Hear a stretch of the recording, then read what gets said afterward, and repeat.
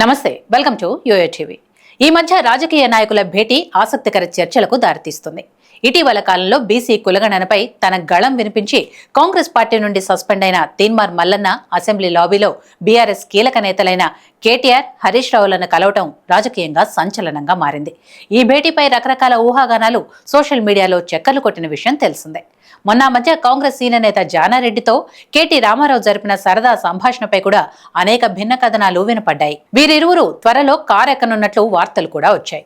ఇదిలా ఉండగా తాజాగా బీఆర్ఎస్ ఫైర్ బ్రాండ్ మాజీ ఎమ్మెల్యే బాల్క సుమన్, చెన్నూరు ఎమ్మెల్యే గడ్డం వివేక్ అసెంబ్లీ లాబీలో భేటీ అవటంపై తెలంగాణ రాజకీయ వర్గాల్లో చర్చనీయాంశమైంది. గత కొద్ది సంవత్సరాల నుండి ఉప్పు నిప్పుగా ఉన్న ఆ ఇద్దరు నాయకులు కలవడమేంటి అన్న చర్చ మొదలైంది. గతంలో పెద్దపల్లి ఎంపీగా ఉన్న సమయంలో బాల్క సుమన్, గడ్డం వివేక్ ఇద్దరి మధ్య పచ్చగడ్డి వేయకపోయినా భగ్గుమనే పరిస్థితులు నెలకొన్నాయి. 2023 అసెంబ్లీ ఎన్నికల్లో కాంగ్రెస్ అభ్యర్థి అయిన గడ్డం వివేక్ వెంకటస్వామిపై బీఆర్ఎస్ అభ్యర్థి బాల్క సుమన్ ఓటమి పాలయ్యారు. అయితే ఈ ఇద్దరి ములాఖత్పై అనేక రాజకీయ అనుమానాలకు తావిస్తోంది. ఈ ఇద్దరు నేతలు దాదాపు 30 నిమిషాల పాటు మాట్లాడుకున్నారని సమాచారం. వీరు మాట్లాడుకుంటున్న సమయంలో సడన్ ఎంట్రీ ఇచ్చిన బీఆర్ఎస్ వర్కింగ్ ప్రెసిడెంట్ షాక్ అయ్యారట. అక్కడున్నవారు ఈ ముగ్గురిని కెమెరాలో బంధించాలని ప్రయత్నించగా కేటీఆర్ వద్దని వారించినట్లు వార్తలు వినపడుతున్నాయి. అయితే బాల్క సుమన్, వివేక్ ఎస్సీ వర్గీకరణ గురించి మాట్లాడినట్లు వినపడుతున్నప్పటికీ మరికొన్ని రాజకీయ అంశాలు వీరి భేటీకి కారణమని అంటున్నారు. కాంగ్రెస్ అధికారంలోకి రాగానే సీఎం రేవంత్ రెడ్డి గడ్డం వివేక్ కు మంత్రిగా కేబినెట్ లో స్థానం కల్పిస్తారని అనుకున్నప్పటికీ వివేక్ ఆశ ఫలించలేదు. ప్రస్తుతం కొత్తగా మంత్రివర్గ విస్తరణ చేపట్టనున్న నేపథ్యంలో వివేక్ మంత్రి మండలిలో చోటు కోసం ప్రయత్నిస్తున్నారని సమాచారం. అయితే ఈ మంత్రివర్గ విస్తరణలో ఎస్సీ సామాజిక వర్గం కోటా కింద ఇప్పటికే అద్దంకి దయాకర్ పేరు ఖరారైంది. ఇదిలా ఉంటే కేబినెట్ లో చోటు కోసం ఢిల్లీ పెద్దలతో వివేక్ టచ్ లో ఉన్నారని సమాచారం.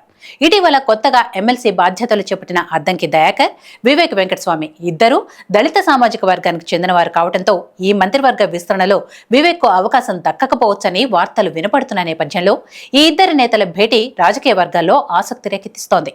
అయితే వివేక్ ని బీఆర్ఎస్ పార్టీలోకి ఆహ్వానించడానికి బాల్క సుమన్ మధ్యవర్తిత్వం వహిస్తూ ప్రయత్నాలు చేస్తున్నట్లు ప్రస్తుతానికి వార్తలు జోరందుకున్నాయి.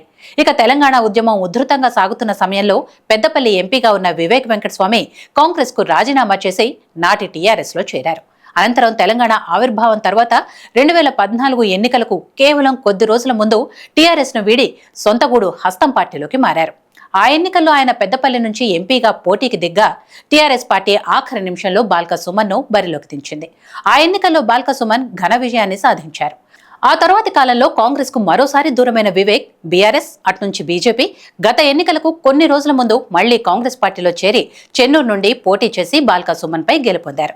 ఇలా 2 సార్లు వివిధ పార్టీల నుండి తలపడ్డ ఈ ఇద్దరు నేతలు అసెంబ్లీలో భేటీ కావడం తీవ్ర చర్చనీయాంశమైంది. అయితే వివేక్, బాల్క సుమన్ భేటీ వెనుక వివేక్ పార్టీ మారే అంశం ఏమైనా దాగుందా అన్న చర్చ ఊపందుకుంది.